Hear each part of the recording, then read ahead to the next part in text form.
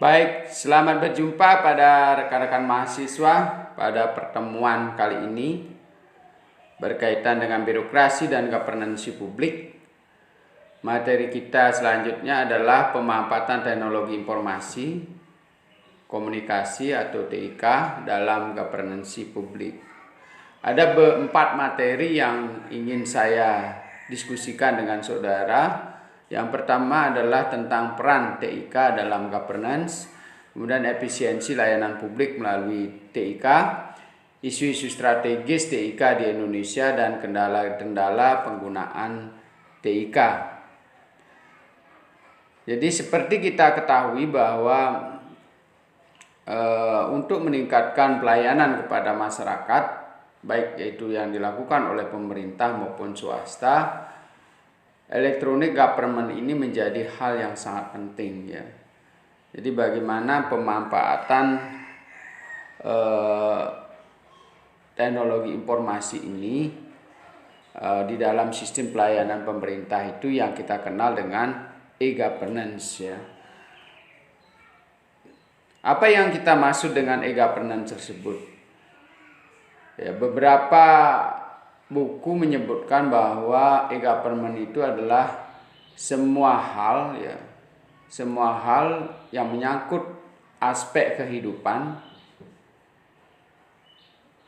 itu dapat dipastikan bersinggungan dengan teknologi informasi komunikasi. Artinya aspek-aspek kehidupan masyarakat itu sudah bisa ditransformasikan dalam bentuk teknologi informasi komunikasi. Kemudian e-government yang efektif dapat memperbesar potensi pemerintah dalam menjalankan fungsinya.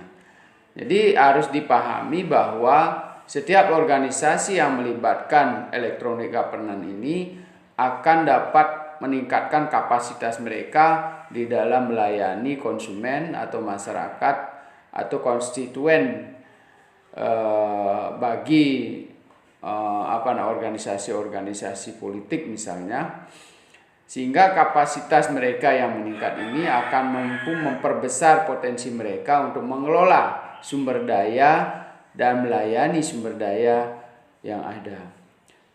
Kemudian dengan e-government ini potensi luar biasa dalam meningkatkan daya tanggap pemerintah terhadap berbagai kebutuhan masyarakat itu semakin meningkat. Kemudian sektor publik juga akan mengalami peningkatan yang signifikan dalam rangka melayani kebutuhan masyarakat. Ya. Nah, secara pemahaman, jadi e-government itu tidak sekedar sebagai teknologi di dalam melayani kepentingan pemerintah, ya, tetapi juga bagaimana pemerintah itu diberikan keleluasaan untuk merancang pelayanan yang tepat sesuai dengan keinginan masyarakat. Jadi dengan e-governance ini sangat dimungkinkan para pihak penyelenggara layanan publik itu untuk bisa secara bebas menentukan sikap atau menjaring informasi masyarakat tentang layanan apa yang mereka butuhkan untuk disediakan oleh lembaga atau organisasi pemerintah. E-government juga membangun kebebasan dalam membentuk informasi bagi masyarakat. Jaringan sistem komunikasi global yang menyebar luas ke seluruh dunia. Jadi dengan e-government ini apapun yang dilakukan dan tidak dilakukan oleh pemerintah akan dibaca oleh masyarakat kita maupun masyarakat seluruh dunia yang memahami dengan bahasa yang ditampilkan di dalam sistem kita. Jadi ini merupakan teknologi ideal untuk membuat interaksi secara global, untuk melakukan kolaborasi dengan pemangku-pemangku kepentingan baik di dalam negeri maupun di luar negeri, apalagi dalam skup lokalitas ya. Jadi kalau ada orang yang tidak memahami pemanfaatan teknologi atau mencurigai pemanfaatan teknologi ini di zaman sekarang ini adalah sangat-sangat disayangkan gitu ya. Jadi dengan genggaman tangan kita sudah bisa menyebarkan informasi-informasi penting terhadap masyarakat. Kemudian masyarakat juga ketika menerima informasi penting, mereka harus secara lugu, tidak mencurigai dan mempraktekkan hal-hal penting yang baik bagi mereka. Jadi tidak sekedar lewat gitu ya. Ini juga wujud partisipasi, misalnya seperti himbauan-himbauan pemerintah ya, apalagi sudah mengandung sanksi denda, itu kok diterobos saja gitu. Jadi pemahaman mereka belum nyambung dengan IT yang mereka bangun, yang mereka inginkan gitu ya, yang pemerintah bangun gitu. Jadi bagaimana supaya nanti TIK yang dibangun oleh pemerintah itu tidak sekedar formalitas, tapi sudah berwujud dalam bentuk interaksi, bahkan transaksi, ya kan? Sehingga nanti akan membentuk pola-pola pemberdayaan di dalam masyarakat untuk menunjang program pemerintah sehingga dapat mempercepat kesejahteraan masyarakat. Nah, kemudian kita lanjutkan dengan masalah efisiensi layanan publik melalui TIK.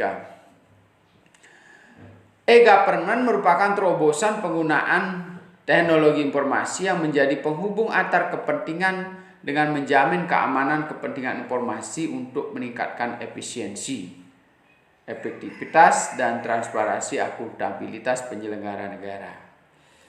Jadi sebenarnya TIK itu tidak sekedar untuk bagaimana orang itu punya teknologi informasi, tapi yang lebih dari itu adalah mencapai tujuan secara efisien dan efektif, ya. Bisa menimbulkan keterbukaan publik. Kemudian kita lihat prinsip-prinsip dari layanan publik misalnya. Yang pertama misalnya tangible, jadi terjamah, terjangkau, menyeluruh, menyebar di seluruh masyarakat, merata di masyarakat. Kemudian reliable, handal, teknologinya baik, ya. Kemudian tidak sinyalnya bagus, ya. Terang, jelas didengar oleh masyarakat, ya. Kemudian keamanannya bagus, jadi data dan informasi dijamin aman ketika masuk dalam sistem layanan TIK ini. Dan responsif, ya, respon, tanggap terhadap masyarakat, bertanggung jawab dalam setiap program yang ditransformasikan dalam bentuk TIK. Ya. Munasran. Jadi apa yang dilakukan dalam kegiatannya itu terjamin kepastian hukumnya. Ya, ajak, sustainable, tidak berubah-ubah, dipahami secara sama oleh masyarakat. Jadi tidak ada dua pemahaman terhadap sistem yang dibangun di dalam layanan publik melalui TIK. Jadi sederhana bahasanya, semua orang yang bisa baca sudah paham bagaimana menggunakan sistem atau fitur-fitur yang dibangun dalam sistem pemerintahan kita. Kemudian empati. Nah, tujuan yang paling utama adalah untuk meningkatkan rasa percaya masyarakat kepada sistem layanan publik yang dibangun oleh pemerintah.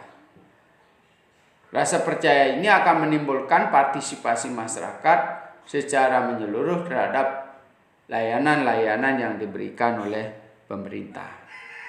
Ya. Kemudian apa yang dimaksud dengan efisiensi birokrasi pelayanan? Jadi dalam hal ini layanan publik dapat menyediakan input pelayanan, output dan outputnya ini ada terjadi perbandingan terbaik, ya. Jadi tidak banyak input tapi luarannya sedikit, ya. Jadi bisa kita lihat dari biaya waktu yang digunakan itu semakin cepat, kemudian meringankan biaya yang digunakan oleh masyarakat, termasuk juga biaya-biaya yang dikeluarkan oleh pemerintah dalam menanggung program-program yang digelontorkan melalui teknologi dan informasi. Sekarang ini yang banyak terjadi adalah teknologi informasi justru terjadi pemborosan. Karena apa? Yang pertama, komitmen sudah ada dari pemerintah untuk menyelenggarakan infrastruktur daripada e-governance, tetapi dari sisi kemanfaatannya baik oleh di kalangan pemerintah sendiri, oleh staf-staf pemerintah maupun oleh masyarakat itu masih sangat kurang. Jadi masih formalitas, baru ada saja, belum mencakup semua kepentingan dan aspek-aspek yang dibutuhkan oleh masyarakat. Jadi mungkin ini bisa dilakukan secara bertahap. Di sisi lain sebenarnya potensi kita masyarakat sudah hampir semua melek teknologi gitu ya. Jadi tahu cara menggunakan teknologi, tetapi belum tahu memanfaatkan secara baik teknologi sehingga sistem-sistem yang dibangun di dalam sistem layanan pemerintah itu menjadi sangat efektif dan membantu masyarakat untuk meningkatkan kesejahteraannya. Nah, kemudian kita masuk kepada ragam dan jenis electronic governance. Ya. Ada 5 hal yang bisa kita lihat di dalam electronic government. Ada governance to citizen, jadi berkaitan dengan kepentingan masyarakat. Kemudian ada government to government, bagaimana bisa melalui link teknologi ini meningkatkan kerjasama atau kolaborasi antar pemerintah maupun intern pemerintah. Jadi pemerintah dengan dinas-dinas terkait yang ada di dalam pemerintah itu sendiri. Bisa juga antara pemerintah yang satu, ya kabupaten A dengan kabupaten B bisa berkolaborasi melalui jaringan internet. Jadi tidak mengalami kesulitan. Kalau tempo hari kita tetap bisa melakukan kerjasama, tetapi lebih banyak kendalanya karena kita harus melakukan kegiatan-kegiatan yang bersifat offline ya. Jadi misalnya rapat-rapat ya, kemudian mengirim aplikasi secara manual dan sebagainya, kerjasama secara manual. Kemudian ada G2B, government to business. Bagaimana pemerintah itu memfasilitasi para investor-investor untuk melakukan kegiatan ekonomi di kita. Transparansi di bidang peraturan, perundang-undangan, perizinan dan sebagainya dibangun melalui G2B. Kemudian ada G2E. Jadi G2E ini terkait dengan governance to employee. Jadi bagaimana tata kelola manajemen sumber daya manusia bisa dibantu oleh apa yang disebut dengan electronic governance. Kemudian GTO. Jadi governance to other institution. Jadi pemerintah juga memiliki fungsi untuk berperan aktif di dalam mendukung kegiatan-kegiatan organisasi non atau NGO ya. Jadi NGO. Jadi organisasi-organisasi non pemerintah yang banyak ada di kita yang memiliki tujuan masing-masing. Ada yang bergerak di bidang pendidikan, ada yayasan, kemudian ada juga suku-duku, desa adat dan sebagainya, yang semuanya itu bermuara untuk membantu masyarakat di dalam menyelesaikan persoalan-persoalan sosialnya. Jadi ini electronic government berdasarkan interaksi pemerintah dengan berbagai pemangku kepentingan yang ada. Kemudian bagaimana penjelasannya dari masing-masing ini? Ya. Kita lihat dari G2C. Jadi pemerintah di dalam memfasilitasi kepentingan warga negara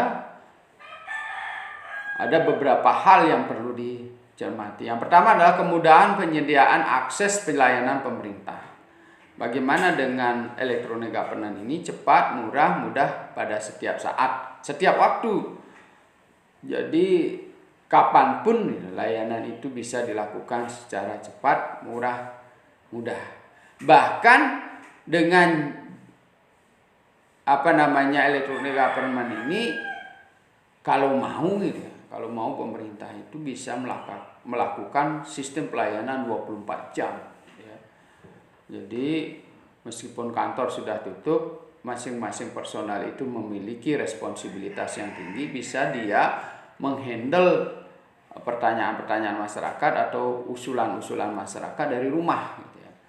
Jadi kita bisa sambil santai menghandle misalnya pelayanan KTP, kita input sambil santai di rumah, ya tahu-tahu besok jam kerja sudah selesai sekian lembar. Jadi kita bisa menghemat waktu kita di dalam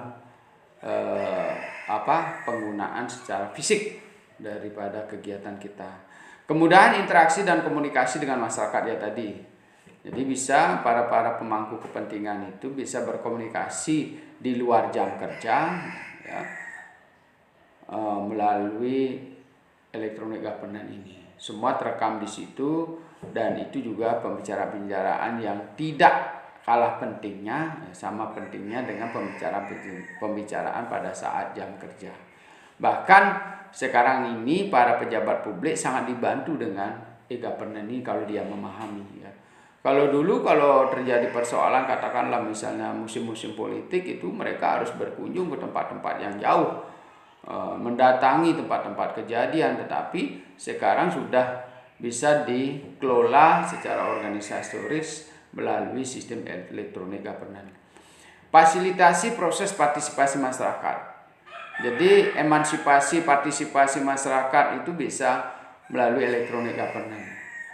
Mereka tidak perlu berdemo, berbuih-buih di lapangan, tetapi mereka cukup memberikan saran dan masukan yang bersifat data, ya, kemudian penting, ya, dan bisa dicerna secara baik. Ya.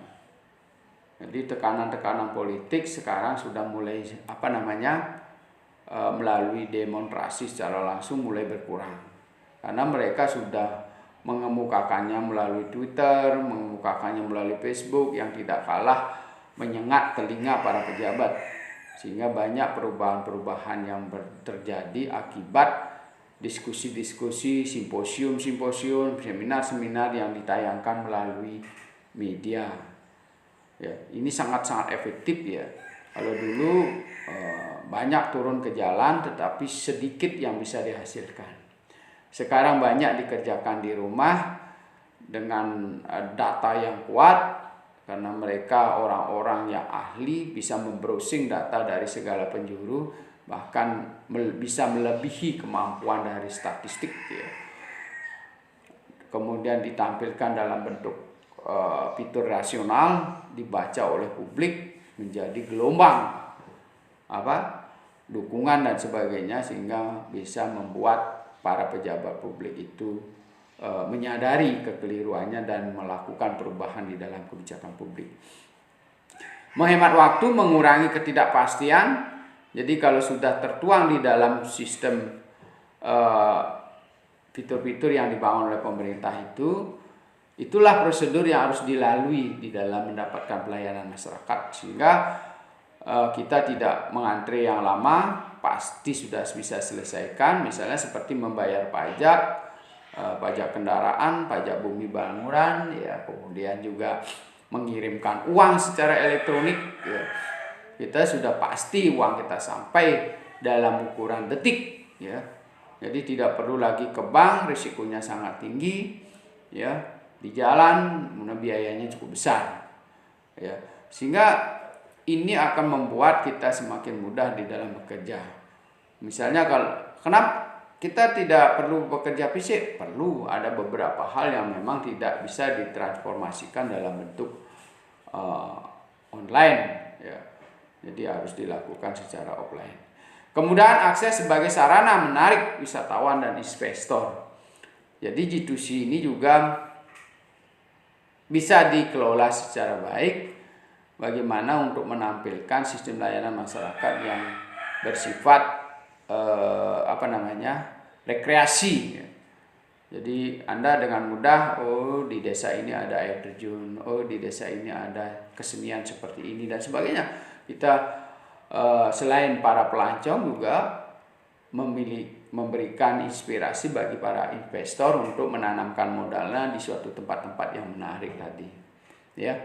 Kemudian bagaimana dengan G2G? Jadi government to government. Ya. Jadi sebenarnya electronic government ini dapat sebagai sarana kolaborasi antar instansi pemerintah.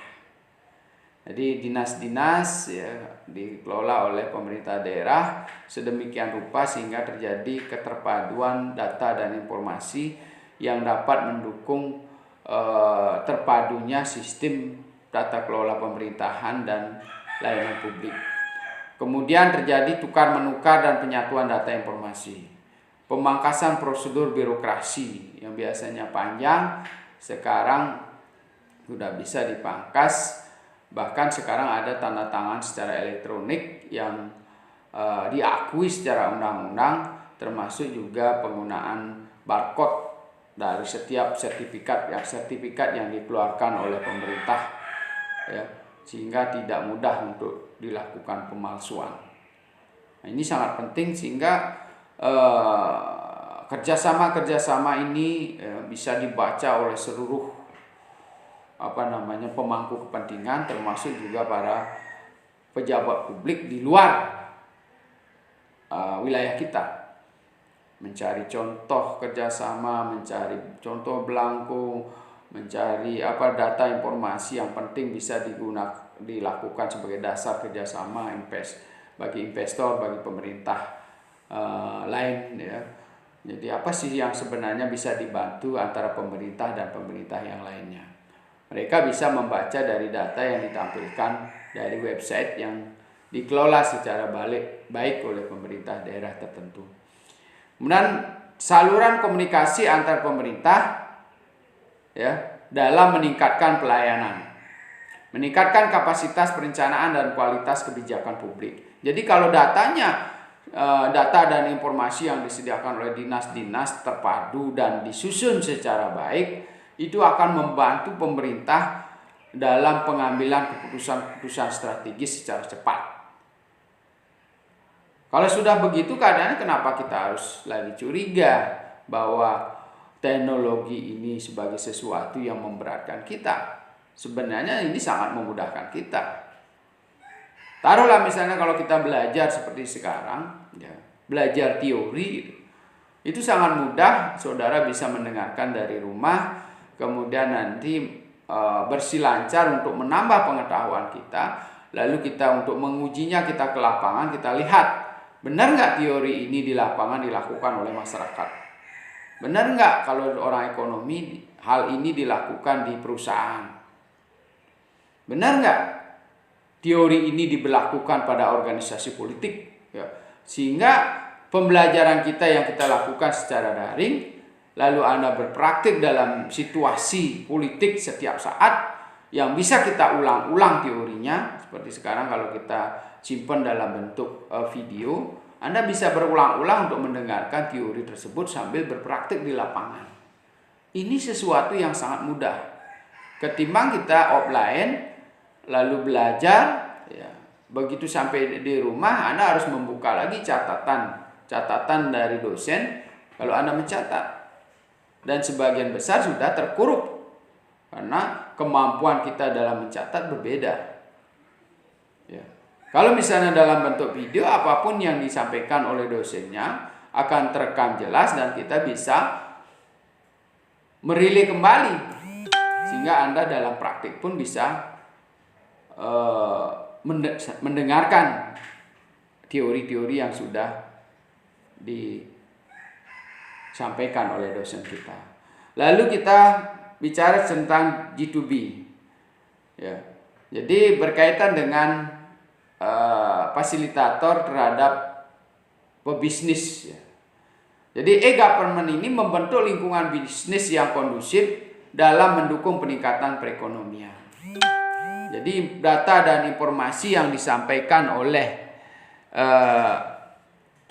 pemerintah itu, datanya akan dimanfaatkan oleh para investor, para pelaku bisnis yang ada di negara kita atau di wilayah kita. Pelayanan data dan informasi ekonomi dan kebutuhan barang jasa pemerintah. Sebaliknya juga pemerintah tentu akan memiliki kebutuhan-kebutuhan penting di bidang barang dan jasa. Nah, ini disampaikan melalui e-governance, didengar atau dibaca oleh para investor, maka mereka atau rekanan mereka lah yang akan menyediakan dan berkompetisi untuk menyampaikan usulan rencana proyek terhadap pemerintah. Jadi pengadaan barang dan jasa itu sangat mudah nanti dibaca oleh publik, kemudian mereka akan berkompetisi untuk bersaing mendapatkan atau menjadi rekanan pemerintah. Dalam kondisi bersaing yang secara terbuka ini tentu akan menguntungkan pihak pemerintah.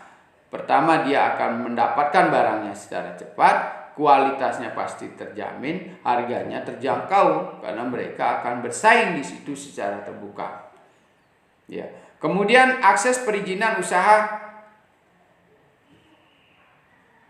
dapat dilakukan secara mudah dan transparan. Ya. Jadi perizinan ini dapat dilakukan secara mudah melalui layanan elektronik government. Yang berikutnya dalam bentuk lelang, pembayaran, pembelian dan penjualan secara elektronik. Jadi sistemnya pun dalam G2B ini dapat dilakukan dalam berbagai bentuk. Ya, jadi lelang bisa, kemudian pembayaran secara elektronik, ya, kemudian pemesanan juga secara elektronik. Nah, kemudian kita lanjutkan dengan G2E. Ya. Jadi bagaimana pemerintah di dalam tata kelola sumber dayanya? Jadi yang pertama, interaksi pemerintah dengan para pegawainya semakin intensif, ya. Jadi pimpinan dengan bawahannya itu bisa berkomunikasi tentang pekerjaan tanpa batas. Sekali lagi tentang pekerjaan, ya. Jadi bisa berdiskusi secara online di rumah, ya. Kalau masih istilahnya dipandang perlu, ya. Kemudian juga tidak perlu pindah, ya, dari satu bagian ke bagian lain, ya. Mereka hanya tinggal duduk di ruangannya masing-masing, lalu kita berdiskusi dengan pimpinan yang berada di ruangan pimpinan. Jadi kita tidak perlu ruang besar untuk melakukan rapat, ya, tetapi menghasilkan hasil atau output yang tidak kalah kualitasnya, bahkan kualitasnya lebih tinggi.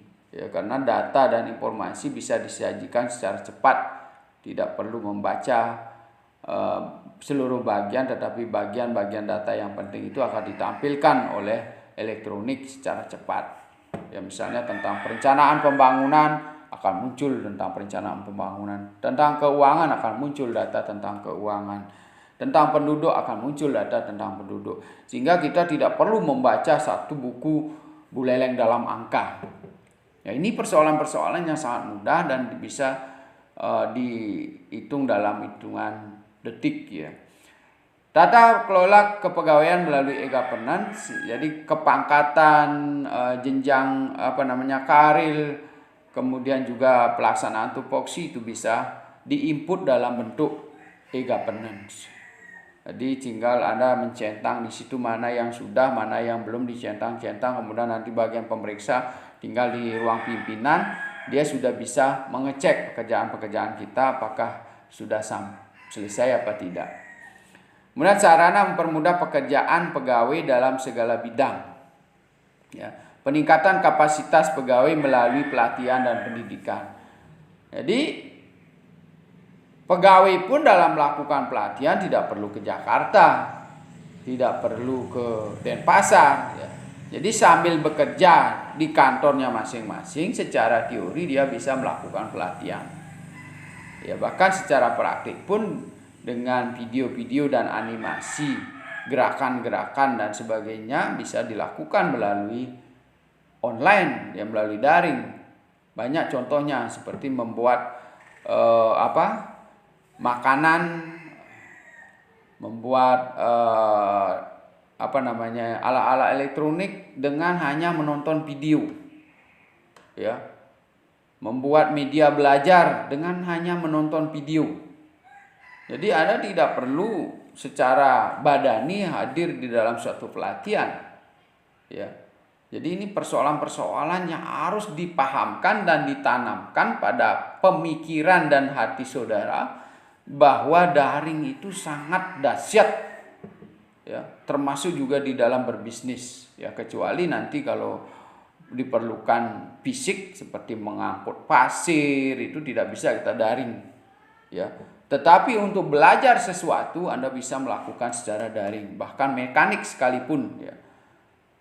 Bahkan adik saya mengajar di bidang komputer itu secara teknik itu sudah terlihat tahapan-tahapan satu persatu yang harus dilakukan bagaimana melakukan mengelola perangkat lunak di dalam komputer itu.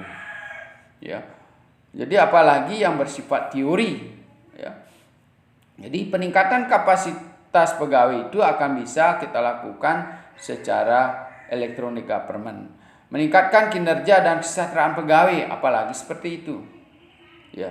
Jadi kalau sudah jelas poin-poin peningkatan karirnya, kemudian juga tentang standar penggajian dan sebagainya itu diatur, sehingga pegawai itu sudah mendapatkan kepastian. Kalau begini cara kerja saya, kinerja saya, berapa kompensasi yang harus kita terima, terutama di pihak swasta. Jadi keterbukaan publik itu sudah sangat mudah dilakukan. Kemudian GTU.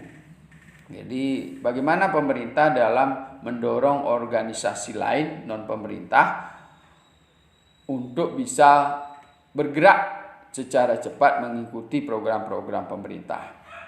Jadi meningkatkan interaksi pemerintah dengan NGO atau organisasi lainnya seperti yayasan, kemudian juga organisasi-organisasi lokal seperti Sukeduke, Desa Adat, Subak ya. Kemudian menciptakan fasilitas bagi NGO dalam upaya memfasilitasi kebutuhan masyarakat untuk meningkatkan kesejahteraan. Jadi masing-masing mereka NGO itu memiliki fungsi untuk meningkatkan paling tidak anggota mereka masing-masing. Ya. Jadi tidak hanya murni didirikan sebagai organisasi yang tanpa manfaat ya. Sehingga wajib pemerintah bisa membantu banyak hal yang dilakukan oleh organisasi tersebut. Ini bisa dilakukan kalau pemerintah memiliki teknologi ya. Jadi kalau secara manual gitu ya. Misalnya contoh mengunjungi organisasi Subak yang jumlahnya lebih dari yang puluhan anggota Subak, puluhan organisasi Subak. Ya. 129 desa kelurahan yang ada di Kabupaten Buleleng misalnya. Apakah dalam kurun waktu 1 tahun bisa dikunjungi secara baik dalam segala aspek kehidupannya? Ya, bisa. Jadi kita bisa melakukan komunikasi secara daring, menunjukkan bukti-bukti secara daring, data dan informasinya secara daring. Lalu kalau dibutuhkan uji petik secara manual, baru kita datangi. Ya, untuk sekedar memberikan motivasi pada masyarakatnya, dikunjungi oleh pejabat publik ya, memberikan koordinasi dan sebagainya. Tetapi terkait dengan data tidak perlu lagi dipertanyakan di lapangan, kita sudah diinput secara daring. Ini sangat luar biasa, bisa membantu pekerjaan-pekerjaan pemerintah. Kalau dulu membawa data penduduk dari kecamatan harus dikirim oleh kurir, kemudian dibaca, diinput lagi dalam komputer, atau misalnya dia dalam bentuk soft copy, ya. Lalu nanti dipindahkan, dipadukan lagi di kabupaten. Tapi kalau dalam bentuk aplikasi, mereka bisa mengisi di desa masing-masing tentang pertambahan dan pengurangan penduduk. Lalu nanti tersinkronisasi di kabupaten di catatan sipil menjadi satu. Otomatis berkurang dan bertambah data-data yang ada di kabupaten. Jangan lagi kalau sudah dibuat aplikasi sedemikian rupa, Anda olah lagi untuk membuat kerumitan. Jadi data yang sudah disusun secara sensus penduduk secara online lagi apa istilahnya itu dimendahkan atau sistemnya tidak kedap, terjadi kredit di situ. Sehingga sebenarnya sistem e-government kita setengah hati. Ya, tidak sinkron ya. Nah, ini sehingga penyediaan data dan informasi yang dibutuhkan IJEO itu bisa terpenuhi. Lalu bagaimana proses terbentuknya atau apa istilahnya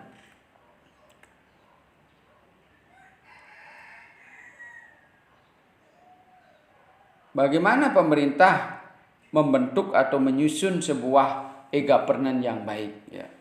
Kita lihat sekarang melalui bagan berikut ya.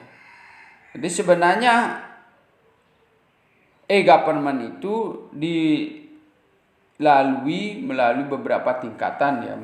Ini sumbernya dari Jayasri ya, seorang ahli dari India ya. Jadi mereka ini atau pemerintah yang ingin menyusun e-government itu ada beberapa tahapan ya. Ada namanya web presence, itu tahapan yang paling pertama, web presence. Kemudian ada interaksi. Jadi sudah mulai interaksi, web presence ini baru dicetuskan, baru membuat infrastruktur, baru memiliki web ya. Kemudian mulai ada interaksi dengan masyarakat, mulai ada tanya jawab dan sebagainya, mulai ada input, ada masukan. Kemudian transaksi, mulai sudah melakukan transaksi. Jadi datanya masih terpilah-pilah, sudah terjadi transaksi, sudah terjadi masukan, sudah pemerintah juga menginputnya dalam bentuk program, masukan dari masyarakat diinput dalam program, tapi masih terpilah-pilah. Ya, belum tersatu padu antara dinas satu dengan dinas yang lainnya. Lalu kemudian setelah itu baru integrasi. Ya, terjadi keterpaduan data. Jadi semua data yang dimiliki oleh pemerintah itu satu jenis gitu ya, tidak berbeda-beda. Misalnya jumlah penduduk ya, di dinas pertanian berbeda jumlah penduduknya, di dinas catatan sipil berbeda jumlah penduduknya ya, sehingga ini menjadi sesuatu yang sangat mubazir ketika kita masing-masing memiliki e-government yang berbeda-beda, tidak ada integrasi. Kemudian yang terakhir e-society. Jadi setelah integrasi datanya itu untuk apa? Jadi masyarakat itu sudah mengglobal, sudah menjadi suatu kebiasaan dan menjadi kebutuhan yang sangat penting daripada e-governance ini. Jadi tidak lagi meragukan, tidak lagi mencurigai ya, tapi sudah menjadi data penting. Misalnya kalau Anda ingin ke laut, kalau nelayan, dia sudah melihat ramalan cuaca. Oh, ini kemungkinan akan ada ini dan sebagainya, sudah menjadi kebutuhan sehari-hari. Ingin ke rumah sakit, kita sudah lihat traffic light ya. Jalur yang menuju ke rumah sakit terjadi hambatan apa? Terjadi kecelakaan di mana? Terjadi kemacetan di mana? Saya harus melalui jalan mana? Lalu kita melihat di rumah sakit antreannya berapa? Kita kira-kira kalau di situ sekarang masukkan antrean dari rumah kita nomor berapa? Jam berapa saya perlu sampai di sana? Nah, ini sangat penting sehingga nanti sudah menjadi kebiasaan masyarakat sudah mengisi juga data dan informasi yang dibutuhkan oleh pemerintah secara baik, sehingga menjadi sangat mudah bagi sistem layanan kita. Nah, ini penjelasannya. Jadi web presence itu baru hadir, baru kita memiliki infrastruktur, jadi belum banyak masyarakat juga belum banyak peduli ya. Jadi tinggal dibaca-baca lewat begitu saja. Kemudian mulai ada interaksi dan pertukaran informasi, kemudian di transaksi fasilitas pemerintah telah mampu mendukung transaksi segala aspek ya. Keamanan data mulai menjadi pusat perhatian. Tersedia portal yang dapat mengintegrasikan layanan pemerintah dengan mereduksi proses birokrasi dan kolaborasi pemerintah dengan pihak-pihak. Dan yang terakhir, merubah pola birokrasi dari lambat menjadi lebih cepat, terciptanya society mendukung setiap hubungan dan aspek kehidupan masyarakat. Nah, selanjutnya faktor yang berpengaruh terhadap implementasi e-government. Ya. Menurut Indraji ada 3, support, capacity, dan value. Jadi support itu ada nggak daya dukung, komitmen dari pemerintah atau political will untuk melaksanakan e-government. Ya, jadi kalau dia ada komitmen berarti dia menyediakan anggaran untuk membuat infrastruktur, ya, membuat kebijakan-kebijakan, peraturan-peraturan pendukung, ya, kemudian menyediakan sumber daya manusianya yang baik, yang mampu mengelola e-government. Kemudian capacity, kemampuan dalam menerapkan e-government terkait dengan finansial, infrastruktur, dan SDM. Ada nggak kapasitas untuk itu? Kemudian value. Nah, ini sangat penting juga. Nilai, ya, nilai dan budaya yang dibentuk oleh masyarakat maupun pejabat publik, ya. Jadi kalau dia selalu bawaannya adalah resisten gitu ya. Ini kalau ada e-government ini akan mengurangi pekerjaan saya.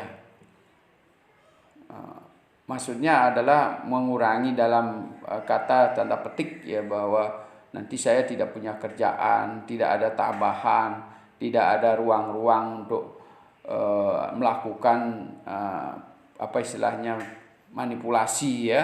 Kemudian juga ini akan membahayakan kedudukan saya, ya, apalagi yang sangat awam terhadap teknologi nanti dikalahkan oleh kaum muda, kecewa kita dan sebagainya. Jadi kalau value-nya beda, saya ingin berubah, kemudian saya ingin berada dalam teknologi yang mutakhir dan sebagainya, itu value. Jadi value apa yang mempengaruhi terhadap orang bersangkutan sebagai pejabat publik atau masyarakat. Jadi kalau masyarakat juga memiliki value bahwa saya membutuhkan informasi yang banyak, saya ingin belajar banyak melalui internet dan sebagainya, tentu e-government ini sangat penting. Ya, tidak hanya sekedar memiliki. Kemudian kita lanjutkan menurut Witt dan Dreiser, juga ada 3. Ada user centered, penyesuaian layanan pemerintah dengan kebutuhan pengguna. Jadi sejauh mana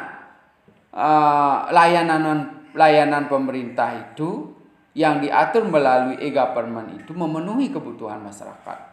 Jadi tidak hanya tampil istilahnya, kan banyak website yang baru di pemerintah itu meniru website di negara-negara maju yang sebenarnya tidak ada di wilayah kita gitu. Ya. Misalnya layanan rumah sakit internasional, persyaratannya seperti ini, tapi di kita tidak ada rumah sakit seperti itu. Layanan kebencanaan ada helikopter dan sebagainya, tetapi di wilayah kita tidak ada. Yang ada di wilayah kita adalah wilayah pertanian, daerah sungai yang banyak, kemudian air terjun yang banyak, sumber-sumber perikanan yang banyak. Nah, itulah yang perlu kita tampilkan. Masyarakat miskin masih banyak. Sejauh mana sistem layanan kita menyentuh masyarakat? Maka kalau dia tersentuh kebutuhannya, maka semakin hari semakin dibutuhkan sistem layanan e-government kita. Kemudian e-service user, orientasi pada layanan apa yang ditawarkan, orientasi pada fungsi yang berkaitan dengan bagaimana layanan itu ditawarkan. Jadi sekarang sudah layanannya menentu masyarakat, sekarang bagaimana layanan itu ditawarkan. Ya, jemput bola, ya, pelayanan di rumah, bayar di rumah, kan gitu, beda dengan bayar mendahului. Maka masyarakat akan memilih bayar di rumah, sampai di rumah barangnya ketemu dulu baru dibayar. Ya.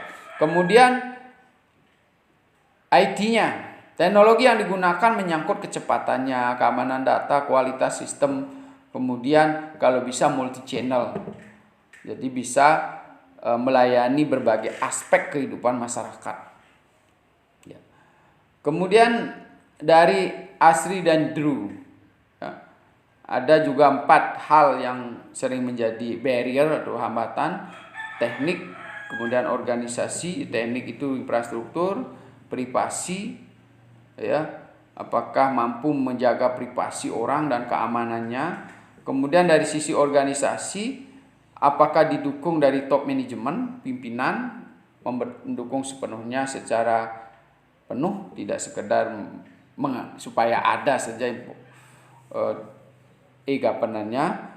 Dan resisten untuk berubah ke arah teknologi. Seperti tadi saya katakan, banyak pimpinan-pimpinan resisten. Banyak para dosen alergi terhadap teknologi.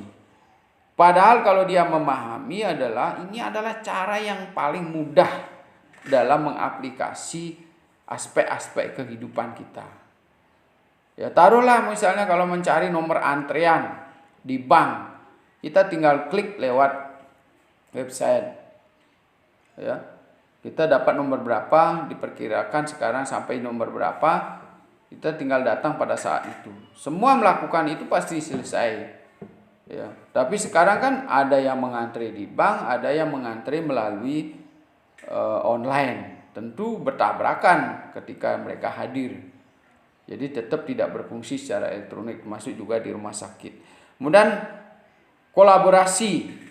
Apakah ada daya dukung berkolaborasi yang meringankan pembiayaan dalam penyelenggaraan e-governance? Ya, ada pihak swasta yang menyediakan jaringannya, pemerintah yang menggunakan dan sebagainya.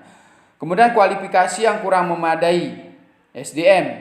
Ya, jadi sekarang orang-orang yang berada di dalam perencanaan e-government itu banyak bukan orang yang ahli di bidang electronic governance. Kemudian pendidikan dan pelatihan apakah bisa dilakukan sesering mungkin, karena teknologi itu terus mengalami perubahan setiap jamnya. Jadi kalau kita tidak berlatih terus, membrowsing terus media-media, maka kita akan ketinggalan, sistem layanan pemerintah akan terlambat. Kemudian terkait dengan sosial, digital divide. Digital divide itu kesenjangan. Jadi kesenjangan yang terjadi di masyarakat dalam penguasaan teknologi, termasuk juga pegawai-pegawai. Jadi ada yang sangat canggih sekali, ada yang sama sekali tidak paham tentang teknologi dan berusaha tidak memahamkan diri. Ini yang paling jelek. Ya. Selalu istilahnya mengkampanyekan teknologi itu memberatkan, biayanya cukup besar. Siapa bilang biayanya sangat besar? Ya, Anda dalam genggaman 2 juta itu tidak hadir secara offline gitu ya. Jauh biayanya lebih murah. Sekarang tinggal merubah mindset belajar melalui online dari offline ke online. Ya. Kalau kita hadir ke kampus itu jauh lebih besar biayanya ketimbang online. Membeli kuota 50.000 dalam sebulan. Kalau hadir ke kampus bisa 1 hari menghabiskan uang 50.000. Sekarang tinggal merubah mindset belajar kita. Lalu kalau kita tidak ketemu dosennya tidak semangat mengajar di dalam online, apa yang harus dilakukan? Kita browsing lagi media-media pembelajaran yang lebih bagus yang membuat kita lebih baik. Tidak sedikit dosen-dosen yang berkaliber ada di media online. Ya, meskipun bukan dosen kita, tetapi materinya sama yang disampaikan oleh dosen tersebut. Kemudian kebudayaan. Apakah budaya masyarakat kita mendukung penggunaan teknologi informasi itu untuk kepentingan-kepentingan yang bermanfaat? Ya. Kalau sebagian besar hanya menonton YouTube hal-hal yang tidak penting gitu ya. Menonton YouTube misalnya bagaimana membuat tembok, bagaimana merancang sepeda, bagaimana membuat inovasi terkait dengan media pembelajaran dan sebagainya, silakan. Tapi kalau sekedar lewat menonton begitu saja, ya hanya hiburan saja, yang membuat kita semakin hari semakin stres ya, karena fisik kita tidak bergerak, tetapi kita terus mata kita mendapat asupan dari energi-energi perangkat lunak ini yang membahayakan, yang sebenarnya banyak membahayakan pada sektor mata. Ya. Sehingga kalau yang Anda lihat melalui media online itu bermanfaat, dan lalu bisa Anda praktekkan, itu sangat bagus ya. Bagaimana membuat kue, bagaimana cara membesarkan anak yang secara bijaksana, membentuk anak yang sehat dan sebagainya. Sehingga Anda bermanfaat dalam menggunakan teknologi. Kemudian secara finansial, biaya yang tinggi. Nah, ini yang perlu Anda pahami. Kenapa finansial ditaruh di bawah? Karena sebenarnya finansial itu, hasil penelitian itu tidak ngaruh dibandingkan dengan manfaat yang diperoleh dari electronic governance. Jauh lebih hemat. Ya. Contoh misalnya kalau kita ingin melakukan perjanjian kerjasama dengan pihak-pihak. Ya, misalnya Pemda Buleleng dengan Pemda Bogor. Ya. Anda bisa bayangkan kalau mengirim datanya lewat manual. Katakanlah misalnya lewat pos udara, ya. Jadi manual datang ke Bali, kemudian dibaca secara manual, ya. Membutuhkan waktu yang lama. Ya. Nah, sekarang dikirim dengan online, dalam waktu hitungan menit sudah sampai di tempat kita, lalu kita akan membrowsing bagian-bagian yang penting. Ya. Mendownloadnya bagian-bagian yang penting, membiarkannya terasip bagian-bagian yang tidak kita butuhkan. Jadi bukan file yang besar, yang dalam hard copy, yang Anda harus fotokopi semua untuk orang-orang yang ikut rapat membahas perjanjian kerjasama. Berapa biaya yang harus dibutuhkan. Lalu nanti melakukan perjanjian kontrak, harus datang di suatu tempat, menginap di Surabaya beberapa hari, lalu kita berdiskusi di situ. Belum kelar, balik lagi datang ke sana, berapa biaya yang harus kita habiskan. Ya. Kita bicarakan secara online, ini bagian-bagian tidak sepakati, saya tidak sepakati, tinggal tanda tangan datang secara manual ke Surabaya. Mana yang lebih hemat? Ya. Dari sisi perangkat yang disediakan tidak begitu, kapasitas ya. Yang dibangun oleh pemerintah, katakanlah misalnya 2 miliar itu sudah bisa mencakup seluruh Kabupaten Buleleng. Ya. Tetapi kalau dilakukan semua kegiatan itu secara manual, itu bisa berpuluh-puluh miliar. Nah, ini persoalan-persoalan tentang merubah mindset yang kita miliki. Baik, kita lanjutkan dengan isu strategis e-government yang kita miliki di Indonesia. Ya. Yang pertama kita lihat tadi budaya, ya. Kemudian komitmen kepemimpinan infrastruktur. Ini 3 isu yang sangat krusial yang perlu kita bahas dan kita sadari sebagai orang birokrat atau administrator, ya. Yang paling jelek adalah budaya meboye. Ya, kalau kita budaya meboye, budaya resisten terhadap perubahan. Ya, disuruh merubah cara belajar sedikit saja sudah males. Ya. Tidak termotivasi karena Anda tidak dibiasakan. Kalau saatnya belajar itu kita mandi seperti biasa, seperti kita mau ke kampus. Tapi Anda tidak merubah cara belajar Anda dengan tetap sekarang jamnya kuliah secara online, ya. Tidur-tiduran, kemudian belum mandi, ngomong anak dan sebagainya. Sehingga apapun tidak Anda peroleh di situ. Sambil makan, sambil mengunyah makanan, sambil ngobrol dengan teman, tentu tidak akan memperoleh apapun dari situ. Sedangkan waktu kita kuliah online itu terbatas dibandingkan dengan kehadiran secara offline. Ya. Jadi perlu fokus perhatian kita dalam belajar. Cara berpikir Anda membahayakan, biayanya tinggi. Ini akan menurunkan kualitas belajar. Saya lebih senang hadir, dosennya marah-marah, kita lihat dan sebagainya. Coba berubah cara berpikirnya, dosennya juga harus berubah cara mengajarnya. Mengajar secara online dan secara offline, minimal semangatnya tidak berubah. Bahkan materinya lebih padat karena kita akan konsumsikan dalam waktu yang terbatas. Jadi tidak ngalur ngidul seperti pada saat hadir 3 SKS ngalur ngidul ke sana kemari, bahkan ada dosen yang tanpa materi, ya, tanpa menyediakan slide selembar pun. Jadi pembicaraannya untuk menghabiskan waktu terlalu keluar dari materi. Ya. Kurangnya kesadaran dan penghargaan terhadap e-government. Karena sifat kita membuya, budaya kita kurang bagus, nilai kita tidak memahami, tidak merubah mindset kita, cara belajar kita, maka setiap e-government yang muncul itu dicurigai ini proyek dan sebagainya. Ini tidak akan menghasilkan apa-apa. Lalu ada sensus secara online, semua dosen punya perangkat untuk online, tidak mengisi. Begitu hasilnya tidak bagus, Anda bicara, tuh kan benar tidak bermanfaat. Karena Anda tidak mengisi, sehingga fitur yang disediakan secara e-government itu tidak bermanfaat. Jadi budaya ini yang sangat paling berbahaya di dalam kehidupan untuk merubah tatanan masyarakat. Tentu budaya yang tidak simetris dengan perkembangan dan kemajuan zaman. Ya. Kemudian tidak mau berbagi data dan informasi. Ya. Jadi data, informasi, keahlian, keilmuan Anda tidak mau bagi.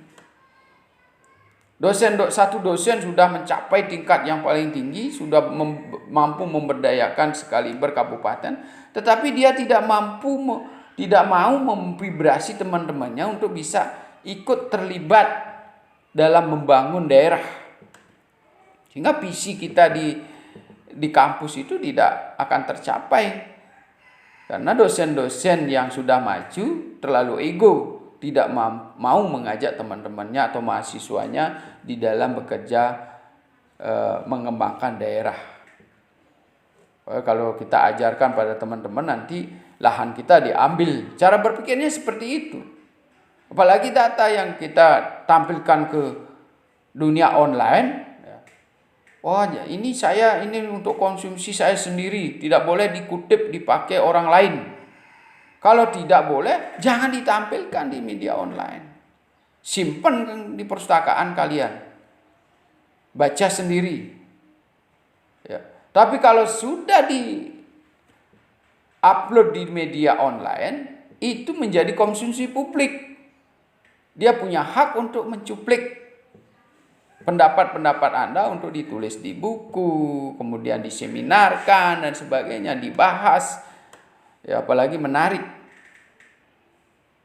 Kalau tidak mau begitu, jangan ditampilkan. Nah, ini persoalan-persoalan budaya kembali. Jadi ilmu pengetahuan yang saudara miliki sedikit pun perlu memberikan vibrasi terhadap orang. Ya, dengan cara mudah seperti sekarang. Ya. Bisa masak sedikit, mengelola bahan makanan tertentu, tampilkan di FB cara membuatnya, orang akan meniru. Sehingga barang-barang yang tidak bermanfaat bagi orang lain, Anda memanfaatkan secara baik, akan ditiru. Semakin hari orang semakin banyak menggunakan. Ya. Nah, inilah budaya ini harus ditransformasi supaya masyarakat yang tidak memiliki kesempatan kuliah seperti Anda bisa menikmati cara belajar kita. Lalu yang kedua, kepemimpinan. Ya. Jadi komitmen kepemimpinan, political will yang tidak ada sepenuhnya. Tentu setiap hasil yang dikerjakan itu hanya sekedar proyek. Benar.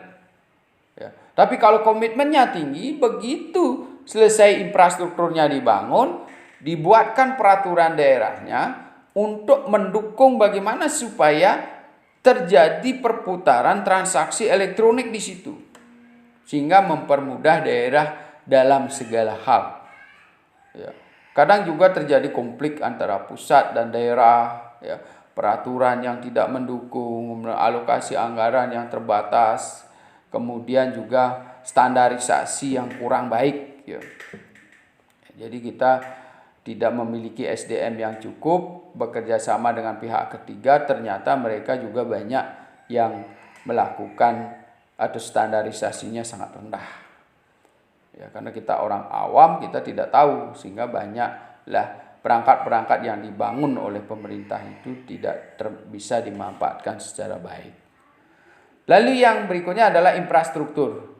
Jadi ketimpangan digital, kayak tadi saya bilang ada digital divide, ya. Jadi masyarakat juga terbatas kepemilikan perangkatnya, terutama ketika ingin mendapatkan data-data informasi terpenting untuk bisnis mereka. Ya, misalnya kita perlu pertama ada WiFi gratis di setiap tempat, sudah disediakan pemerintah. Sekarang mungkin ada semacam public computer. Jadi di rumah sakit di depannya ada komputer bebas yang bisa digunakan untuk mengakses keluhan dan sebagainya bagi orang-orang yang tidak memiliki perangkat. Ya, di kampus ada komputer bebas untuk membuat registrasi yang bisa diisi oleh mahasiswa sendiri. Ya, mestinya ini komitmen, sekali lagi komitmen pimpinan. Ya, kemudian di setiap ruang-ruang publik di kampus, ya, di kampus-kampus maju itu sudah ada komputer, bahkan 10-15 komputer yang bisa melayani mahasiswa untuk melakukan registrasi dan pelayanan e-learning. Ya. Di dinas-dinas diharapkan ada komputer bebas di situ yang bisa diklik bila perlu, layarnya besar, ya, sehingga masyarakat bisa kalau mengajukan aplikasi pelayanan perizinan, pelayanan samsat, itu mereka sudah bisa mengetik sendiri di situ STNK nomor berapa dan sebagainya, tinggal menyetor di situ. Sehingga Anda tidak perlu bekerja ngetik ulang di situ. Mereka lah yang berdaya untuk mengetiknya. Jadi nomor DK-nya berapa, nomor mesinnya berapa, mereka sendiri yang ngetik. Ya, tidak perlu lagi ada fotokopi. Ya, ada scanan di sebelahnya, tinggal di-scan sehingga selesai sistem layanan kita. Nah, ini komitmen lagi. Nah, kemudian inilah tiga isu ini sangat strategis yang harus dipertimbangkan dan dipikirkan oleh setiap administrator. Nah, kemudian apa yang disediakan di dalam sistem e-governance itu? Ada beberapa hal yang bisa kita lihat, ya. Ada yang namanya OAS, Office Automatic Software, jadi membuat sistem program kita itu secara otomatis. Kemudian DMS, Data Management System, tata kelola data di situ. Kemudian MIS, Manajemen Informasi Sistem, jadi jaringan informasi di antara para pembuat e-government. Kemudian di DSS, Decision Support System. Jadi ada DSS ini untuk mendukung pengambilan keputusan secara cepat. Nah, contoh penerapannya ini di pemerintah Surabaya ada e-SDM, e-monitoring, e-education, kemudian e-office, siaga bencana online, kemudian pajak online, e-permit, ya, kemudian e-health berkaitan kesehatan, sistem informasi program layanan masyarakat ada sistem Prolamas, kemudian e-dishub misalnya terkait dengan kemacetan lalu lintas, ya, perhubungan, ya, jalan rusak dan sebagainya. Kemudian media center, kemudian musrenbang juga ada, musrenbang. Kemudian development plan, jadi ada perencanaan pembangunan. Kemudian ada deployment, kemudian budgeting, DVA, kemudian proyek, kemudian ada procurement untuk lelang, delivery, accounting, inventory, control, kemudian procurement, kemudian termasuk PASUM dan PASOS. Jadi fasilitas umum, fasilitas sosial. Ini sudah bisa dikelola secara online. Ya. Jadi saudara-saudara mulai merubah mindset kita, memikirkan bahwa dunia digital itu sangat penting bagi kehidupan kita. Simpulannya, e-government itu dapat menciptakan akuntabilitas dan transparansi publik. menciptakan interaksi intensif antara pihak-pihak, meningkatkan efisiensi, ya, mudah, terjangkau, tidak boros, cepat, murah, merata di seluruh wilayah, mempercepat, mempermudah, memperbaiki kualitas hidup manusia. Jadi kalau layanan-layanan yang bersifat bisa ditanggulangi oleh e-government, Anda tidak kerjakan lagi, tidak perlu memeras otak untuk menghafalkan sesuatu, ya, menghafalkan data di mana tempatnya dan sebagainya, tidak perlu memeras otak atau membuka catatan-catatan manual yang tebalnya luar biasa, seperti misalnya katalog di perpustakaan, ya. Jadi katalog yang begitu banyak di perpustakaan, ya, buat saja dalam bentuk elektronik. Cepat, mahasiswa sendiri yang mencari di mana tempatnya. Tinggal para petugas perpustakaan tinggal menaruh sesuai dengan katalog yang ada di dunia digital itu. Ngapain kita susah-susah? Ya, sehingga mahasiswa mengklik judul buku, nanti masih ada atau tidak, masih ada tersimpan di rak mana, terlihat di situ. Gampang kita mencarinya. Ya. Yang mudah dikelola secara e-government jangan dirubah menjadi manual. Nah, kemudian meningkatkan kepuasan masyarakat. Jadi tentu ketika kita semua banyak dilayani oleh e-government, hal-hal yang bersifat fisik, ya, bercengkrama dengan keluarga, ya, bercanda dengan anak-anak, kemudian mengerjakan kebun di halaman sebagainya, itu lebih banyak bisa kita lakukan sehingga kita hidupnya lebih sehat, ya kan. Terkait dengan menghafal dan sebagainya, penyimpanan data, biarkan media elektronik yang menyimpan. Nah, ini sangat penting buat kita, sehingga kita banyak waktu untuk melakukan kegiatan-kegiatan yang bersifat motivasi, meningkatkan stamina dan kinerja belajar maupun kinerja dalam kehidupan sehari-hari. Mempermudah kerja birokrasi dan mampu mengontrol birokrasi. Jadi sekali lagi, e-government ini adalah tujuannya mempermudah kerja birokrasi dan sekaligus juga bisa mengontrol birokrasi melalui e-governance. Jadi sudah sangat mudah sekali sebenarnya kita bagaimana birokrasi governance ini yang dibantu oleh elektronik ini sangat mudah dan menjangkau seluruh lapisan masyarakat secara merata. Marilah kita merubah mindset kita untuk belajar mencermati bahwa dunia digital ini lebih besar bantuannya dibandingkan dengan dunia manual. Sehingga nanti spare waktu yang Anda miliki yang sudah dikerjakan oleh dunia digital bisa dilakukan dengan kehidupan sosial, ya, berekreasi, kemudian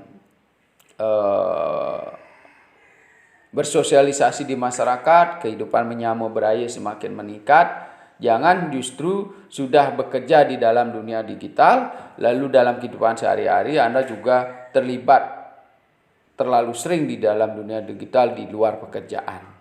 Ya, misalnya main game, ya, nonton video, sehingga dunia sosial Anda tidak berkembang, maka ini juga faktor yang berbahaya bagi kesehatan fisik kita, umur kita makin pendek. Biarlah ketika kita bekerja menggunakan dunia digital atau mencari hiburan, selainnya spare waktu itu dilakukan dalam bentuk dunia sosial. Sekian, semoga nanti media pembelajaran birokrasi governance ini bermanfaat bagi kehidupan masyarakat. Terima kasih.